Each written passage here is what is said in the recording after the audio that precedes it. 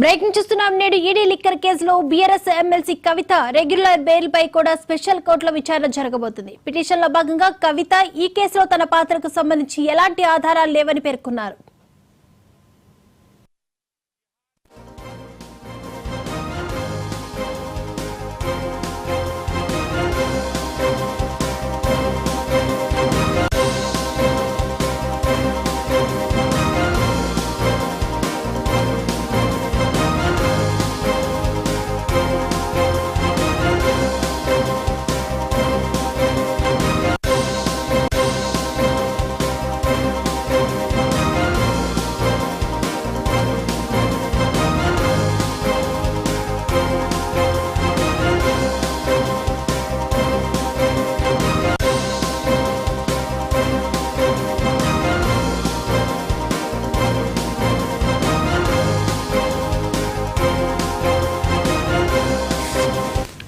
అయితే లిక్కర్ కేసుకు సంబంధించి నేడు కవిత రెగ్యులర్ బెయిల్ పిటిషన్ పై విచారణ జరగనుంది. ఇక్కడ పిటిషన్ లో కవిత పలు అంశాలను కోర్టు దృష్టికి తీసుకువెళ్లారు. తనపై అక్రమంగా కేసు పెట్టారని తెలిపారు. అలాగే నిందితులు ఇచ్చిన స్టేట్మెంట్ ఆధారంగా చేసుకుని తనను లిక్కర్ కేసులో ఇరికించారని కూడా కవిత చెప్పుకొచ్చారు.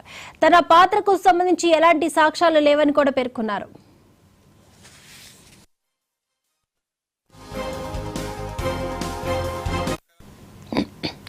మరోవైపు కవిత వాదనలను ఈడీ అధికారులు వ్యతిరేకిస్తున్నారు. ఈ క్రమంలో ఈడీ వాదనలు ఇలా ఉన్నాయి. కవిత లిక్కర్ కేసులో కింగ్ ఫిష్ అని ఆప్ సౌత్ గ్రూపునకు మధ్య కవిత దళారీగా వ్యవహరించారు. లిక్కర్ స్కామ్ లో భాగంగా 100 కోట్ల రూపాయల ముడుపుల వ్యవహారంలో కవితదే కీలక పాత్ర.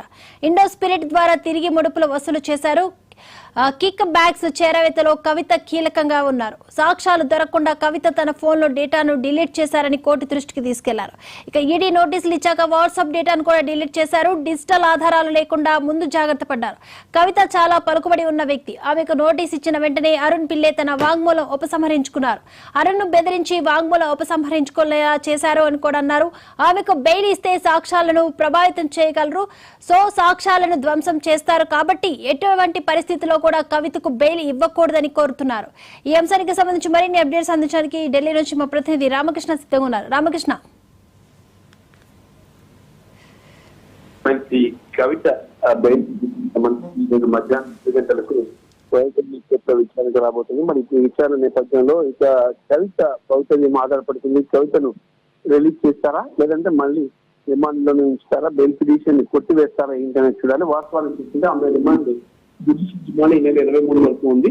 మరి ఈ నేపథ్యంలో కవిత భవితవ్యం ఏంటి, కవితకి ఎలా రిలీజ్ దొరుకుతుంది అనేది ఇక్కడ ప్రధానమైన చర్చ ఉంది. అయితే దీనికి సంబంధించి న్యాయవాదులు ఇక్కడ స్ట్రాంగ్ గా వాదనలు చేస్తున్నారు. కవితకి ఈ కవితను బీఆర్ఎస్ పార్టీ స్టార్ క్యాంపెయిన్ గా చేసింది కాబట్టి ఆమె ఎలక్షన్స్ క్యాంపెయిన్ చేసుకోవడానికి అవకాశం కల్పించండి, కవిత విచారణకు సహకరిస్తారు, ఎప్పుడు రమ్మంటే అప్పుడు వస్తారు అని చెప్పేసి చెప్తున్నారు. అయితే ఇక్కడ సిబిఐ కానీ సిబిఐ విషయంలో కవిత నోటీసులు తీసుకుంటున్న ఈడీ నోటీసులు కూడా నెగ్లెక్ట్ చేశారు. సిబిఐ నోటీసులు నెగ్లెక్ట్ చేశారు, పిలిచినప్పుడు రాలేదు, విచారణకు సహకరించలేదు, సాక్షి పఠించే అవకాశం ఉంది.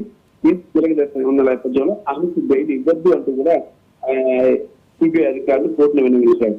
మరి ఈ నేపథ్యంలో కవిత బెయిల్ పిటిషన్ మీద డెసిషన్ అనేది చాలా ఆసక్తికరంగా ఉంటుంది. ఒకవేళ కానీ ఇక్కడ బెయిల్ రాకపోతే మనం ఆమె హైకోర్టులో ఛాలెంజ్ చేసే అవకాశం ఉంది. హైకోర్టులో కూడా ఇదే తరహా వాదనలు జరిగితే అక్కడ కూడా బెయిల్ రాకపోతే సుప్రీంకోర్టుకి వెళ్ళాల్సి వస్తుంది.